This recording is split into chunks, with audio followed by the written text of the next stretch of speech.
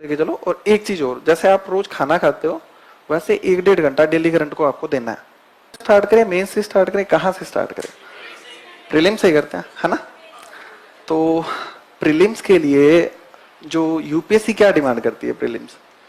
Prelims के लिए UPSC demand करती है कि आपका नॉलेज चेक करती है वो, कि आपने कितना डीप में पढ़ा है ना? तो जब हम कोई सब्जेक्ट को पढ़ते हैं, जैसे हमने हिस्ट्री उठा लिया, तो हिस्ट्री में 3 पोर्शन होते हैं, एंशिएंट, मिडाइवल और मॉडर्न। तो आप उसमें कितना डीप में पढ़ते हैं, ये नहीं कि आपने फैक्ट कितने रटे हैं, आपने चीजों की समझ कितनी है और उसके साथ में फैक्ट्स, ये 2 चीजें हैं वो यूपीएससी डिमांड करती है प्रीलिम्स के लिए। वैसे अगर पूरे सिलेबस की बात करें ना, तो प्रीलिम्स और मेंस दोनों एक साथ करने चाहिए, क्योंकि ऐसा नहीं है कि प्रीलिम्स को एक अलग पोर्शन है फिर मेंस अपन अलग तैयार कर रहे हैं, ये नहीं होना चाहिए। प्रीलिम्स और मेंस का कंबाइंड तैयार करना चाहिए। जैसे बहुत सारे टॉपिक, इकोनॉमिक्स है, प्रीलिम्स मेंस का सेम है, वैसे ही ज्योग्राफी है, प्रीलिम्स मेंस का सेम है, साइंस टेक में बहुत सारे पोर्शन सेम है।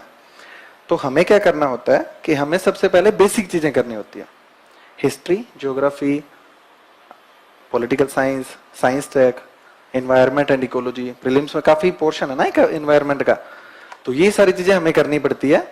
तो उसके लिए सबसे पहले हमें करनी पड़ती है स्टैंडर्ड बुक्स। स्टैंडर्ड बुक्स जैसे सबसे पहले बताते हैं लोग एनसीईआरटी का।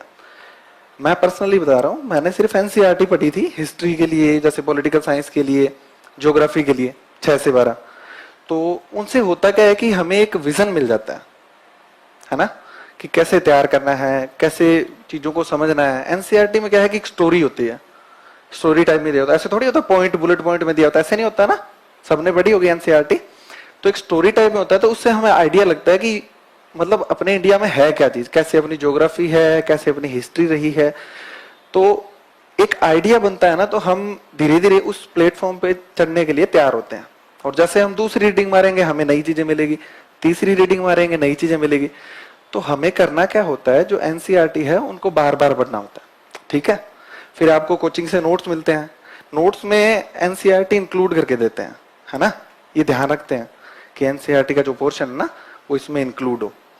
तो आपको ये भी करना होता है, एनसीईआरटी भी पढ़नी होती है, फिर आपका ऑप्शनल भी होता है, फिर आपके इतने सारे सब्जेक्ट हैं। तो सबसे बड़ा जो क्वेश्चन मेरे पास आता है कि भैया हम तैयार कैसे करें इतना सारा, बहुत सारा सिलेबस होता है ना। तो आपको क्या करना है कि जब आप तैयारी स्टार्ट करें ना, तो सबसे पहले प्रीलिम्स का मत सोचिए, सबसे पहले सोचना आपको मेंस का।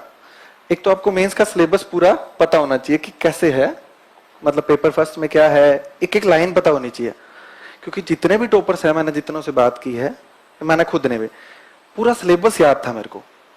तो हमें क्या पता होता है कि सिलेबस में है क्या चीज।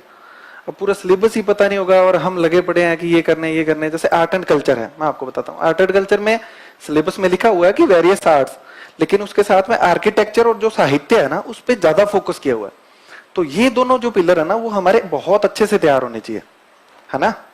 तो इसके बाद में हम जैसे तैयार करते हैं, अब प्रीलिम्स की लग गए आप, तो प्रीलिम्स में सिर्फ ऑब्जेक्टिव क्वेश्चन को सॉल्व करने पे फोकस नहीं होना चाहिए, क्योंकि प्रीलिम्स का पेपर आ रहा है ना वो ओपिनियन बेस्ड आ रहा है। इस बार का पेपर देखा होगा आपने, इस बार के पेपर में ओपिनियन बेस्ड क्वेश्चन थे। अगर आपको आता है तो आता है। जैसे एक क्वेश्चन था,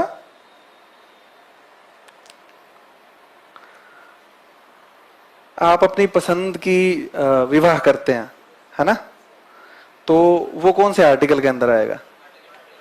हाँ, तो उसमें ये डाउट था लोगों को कि आर्टिकल 19 भी है, क्योंकि अभिव्यक्ति की स्वतंत्रता है, और आर्टिकल 21 है जीवन जीने का अधिकार। तो बहुत से लोगों ने सोचा कि यार जीवन जीने का अधिकार कैसे होगा, लेकिन आर्टिकल 21 में है गरिमापूर्ण जीवन जीने का अधिकार, है ना? तो गरिमा तभी होगी ना जब अपन अपनी चॉइस से शादी करेंगे। ऐसा तो है नहीं कि अपनी चॉइस ही नहीं है और अपन अपनी शादी कर दी फिर अपन पूरी जिंदगी उससे परेशान हो रहे हैं, तो वो गरिमापूर्ण नहीं होगा ना। तो ये है उसका आंसर होगा आर्टिकल 21, जो मुझे लगता है ना। बाकी सभी लोगों से मैंने जो डिस्कशन किया था वो यही था।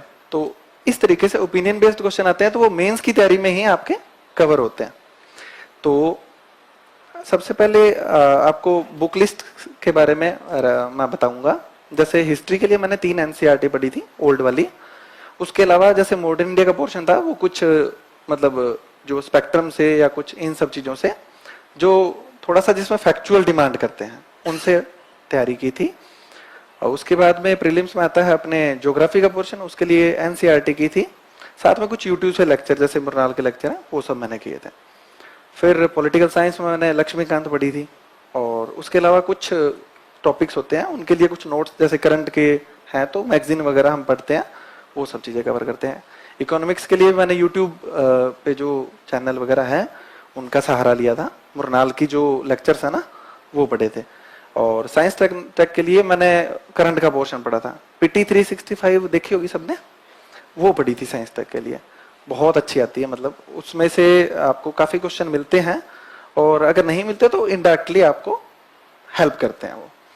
तो पीटी का सिलेबस है। अब आपको करना क्या है, अब पहले तो मैं क्वेश्चन लगा के ये बात बोल देता हूं कि मेरी बातें हैं वो फाइनली आपको इम्प्लीमेंट नहीं करनी है, आपके टेम्परामेंट के हिसाब से आप कितना कवर कर पाते हैं उसके हिसाब से इम्प्लीमेंट करनी है, फाइनल नहीं है ये, ठीक है। क्योंकि मेरी स्ट्रेटजी है वो जरूरी नहीं है आप पे भी सही बैठे, ठीक है। तो आपको क्या करना है कि 2 सब्जेक्ट लेके चलने हैं दिन में, जो मैं करता था। दिन में 2 सब्जेक्ट लेके चलने से क्या होता है कि एक तो मोनोटोनस शेड्यूल होता है ना जब अपना एक आयामी, तो बोरियत महसूस होती है। जैसे सुबह से हिस्ट्री पढ़े, एंशियंट एंशियंट एंशियंट, क्या यार ये आ रहा है, ये गुप्ता आ रहे हैं, चोल आ रहे हैं, वापस चोल आ गए, ये क्या सिस्टम है, तो क्या है कि परेशान हो जाता है। तो एक हिस्ट्री ले लो, उसके अलावा एक पॉलिटिकल साइंस ले लो, तो क्या है कि हिस्ट्री भी पढ़ रहे हैं, पॉलिटिकल साइंस भी पढ़ रहे हैं, तो दोनों में अच्छा लिंकेज बैठ जाता है। उसके अलावा ज्योग्राफी ले लो, तो ज्योग्राफी और हिस्ट्री लेंगे ना, तो हिस्ट्री में जैसे कहाँ से अटैक हुए, गोलन दर्रा, खैबर दर्रा, तो हमें क्या आइडिया लगता है कि अच्छा यहाँ पे जगह थी इसलिए वो लोग आ गए, और आपके दिमाग में एक स्टोरी चलनी चाहिए, इसीलिए एनसीईआरटी पढ़ने का बोलते हैं। स्टोरी चलती है तो हमें आइडिया होता है कि कैसे लोग आए थे, है ना। तो इस तरीके से 2 सब्जेक्ट आप लेके चलो। और एक चीज और, जैसे आप रोज खाना खाते हो वैसे 1-1.5 घंटा डेली करंट को आपको देना है, चाहे आप वो न्यूज़पेपर पढ़ें, चाहे फिर ऑनलाइन कोई वेबसाइट खंगालें, या फिर कुछ भी जो आपको लगता है, कुछ मतलब ऑडियो वगैरह कुछ सुनते होंगे, या कोई जिस्ट आते होंगे, जैसे एनालिसिस होते हैं ना अखबारों के, तो वो पढ़ सकते हैं, या फिर कोई न्यूज़पेपर भी पढ़ सकते हैं। लेकिन करना क्या है कि 1-1.5 घंटा आपको करंट को देना ही है। ये बांध लो, जैसे आप टूथब्रश करते हो ना सुबह सुबह, तो वैसे ही आपको अखबार या जो भी करंट का है वो पढ़ना है। ये तो मतलब कंपल्सरी चीजें हैं जो आपको करनी है। 2 सब्जेक्ट लेके चलना है, और जब आप प्रीलिम्स की तैयारी स्टार्ट करें तो 2-3 महीने बाद में, जब आपने मतलब प्रीलिम्स की नहीं, जब आपने यूपीएससी की तैयारी स्टार्ट की, 2-3 महीने बाद में आपका ऑप्शनल पता होना चाहिए कि आपको क्या लेना है। उसकी अगर आपको कोचिंग करनी है तो कोचिंग कर लो, और अगर नहीं करनी है तो सेल्फ आपको पूरा का पूरा तैयार करना है ऑप्शनल, है ना। क्योंकि ये मत सोच के बैठा कि प्रीलिम्स के बाद में ऑप्शनल डिसाइड करेंगे और उसको तैयार करेंगे, इतना टाइम नहीं मिल पाएगा प्रीलिम्स के टाइम पे, है ना। तो ऑप्शनल प्रीलिम्स से कम 3 या 4-5 महीने पहले तक आपका एक बार कवर होना चाहिए, उसके सिनॉप्सिस वगैरह जो भी आप बनाते हो वो सारे तैयार होने चाहिए, है ना। तो ये सब करके फिर आप डेली के 2 सब्जेक्ट लेके चलो। प्रीलिम्स के लिए नोट्स मैं तो नहीं बनाता था, क्योंकि प्रीलिम्स के लिए नोट्स कितने बनाएंगे, प्रीलिम्स में कहीं से भी पूछ सकते हैं ना, कोई अंत थोड़ी है प्रीलिम्स का। तो प्रीलिम्स के लिए नोट मैं नहीं बनाता था। अगर किसी को लगता है कि वो उसे बनाने चाहिए तो टाइम बहुत ज्यादा लगेगा, बना सकता है, मैं बाइंड नहीं कर रहा किसी को, लेकिन प्रीलिम्स के लिए नोट्स नहीं बनाया जाए तो ही ठीक है ना। और जो भी मटेरियल पढ़ रहे हैं आप, एक तो अपनी आदत होती है कि हम लोग बुक्स पे बड़ा बिलीव करते हैं, बहुत सारी किताबें उठा के ले आएंगे, और लाइब्रेरी में या जो भी रूम में बैठते हैं ना, वहां पे इतनी बुक्स जब सजी होगी तभी हमें सुकून मिलता है कि हाँ यार अब ठीक है, अब पढ़ाई यूपीएससी वाले लग रहे हैं। तो ये बहुत ही गलत चीज है। बुक्स लेके आओ आप बहुत ही कम, एक तो सारी एक साथ मत लेके आओ कि सारे सब्जेक्ट एक साथ ले और पढ़नी स्टार्ट कर दी, वो बर्डन फील होता है कि इतनी सारी बुक्स है कैसे कंप्लीट होगी। आपने ज्योग्राफी स्टार्ट किया, ज्योग्राफी की बुक्स लेके आओ या नोट्स लेके आओ, आपकी कोचिंग के हैं तो उनको कंप्लीट करो पहले।